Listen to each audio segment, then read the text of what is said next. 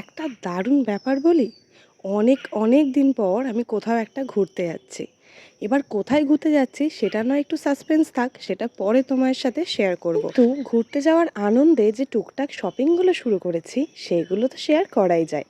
এখন ভীষণ বহু এক্সেসরিজ ভাইরাল, মানে যেখানেই দেখি যাকেই দেখি এত এত বহু এক্সেসরিজ তারা সেল করছে, লোকেরা কিনছে এবং বিশ্বাস করো অসাধারণ লাগছে দেখতে। তাই অনেক দিন ধরেই খুঁজতে খুঁজতে মনের মতো দামে মিশোতে পেয়ে গেলাম এই বহু এক্সেসরিজটা।